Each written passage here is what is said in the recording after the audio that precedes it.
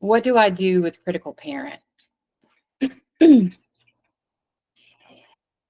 When you think of parenting, because the title of this voice that some of us use is critical parent. When you think of parenting, we don't always know how to do it as humans. Like the kids don't come out with manuals or handbooks. And then if you have more than one, you can't treat them the same because they're two totally different kids, or 3 kids, or 4 kids, or whatever. Parenting is not just about discipline and teaching, it's about loving and guiding. And it takes a lot of emotional availability to be able to do that.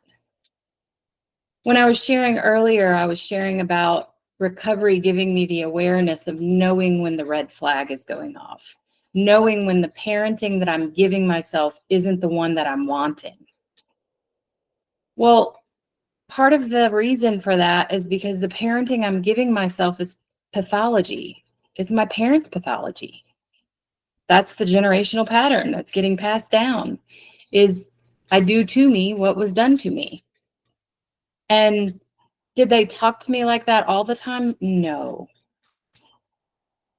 Do I remember that more than the alternative? Yes. And that hurts. I don't want to remember that, and I do. And as humans, even as adults, many of us do that. You know, we'll get all these compliments and maybe 1 negative or 2 negatives that day. And what do we remember? All the positive or the 1 or 2 negatives? Yeah, I know. So when you think of critical parent,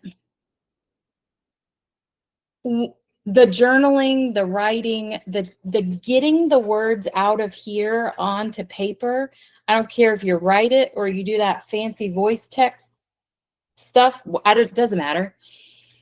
Getting it out of here and onto another medium is a really sacred process. Number one, it's my voice that it's going on paper or electronics, whatever. And once I then read it, get to discern what's mine and what's not. When it's in here, I don't know if you guys noticed this, but what I notice about my critical parent and why I know she's pathology, it's because she talks fast and she talks loud. My loving parent is very calm and almost like a whisper. And so I have to be quiet in order to hear her. I think that happens for a reason for me, because it helps me notice, well, that one that's really loud and the one that's really demanding or really critical, that's the pathology. And so what came down to me was my mom and dad's pathology, because that's what was showing up when they were talking to me that way. The loving parent isn't the one that I remember as much. And so while it can be harder to hear her, I notice that I hear her when it's tender, when I'm gentle, when it's slower. So doing things to create that environment, it means that I have to create safety. Think about that for a second. For me to hear and access my loving parent, I need to create safety. When I described to you my childhood, regardless of the emotion, it was too loud. I can tell you what was happening in my parents' body. They became dysregulated. They went into fight, flight, freeze, or fawn. And they didn't know how to create safety for their own body, so they controlled outside of their body. What recovery teaches me is I know how to create safety. I know how to slow things down. And as soon as I do that, there's a transition in how she talks. She becomes loving parent. Because what I needed was safety. That's the purpose. If I'm not hearing it or I don't get it, it gets bigger and louder. And all of a sudden, because I'm stubborn as hell, Capricorn, oh, that's what I need. It's not the message I wanted in the delivery that I wanted it. And it still got me to where I'm getting to, which is I needed to feel safer inside. I did not get that as a kid. My parents don't have that now, much less back then. So when I don't feel emotionally safe on the inside, I control things on the outside. I tell people to stop talking. I turn down the TV. I get louder and I get big. When I said, I yell at my kids sometimes. It's a reaction. It's loud and it's big. And what I know is, okay, what do I need right now? Because I got to parent me before I can parent them. And if I didn't get recovery in time to do that, well, no wonder. Because I couldn't give it to me, then I couldn't give it to them.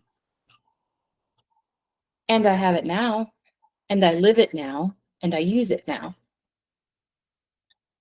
So being able to look at the tools like stream of consciousness, that's, if you haven't done that one before, that's writing without grammar and punctuation. It's just go, go, go until you can't go anymore. Some people that could be 2 minutes. Some people that could be 10 minutes.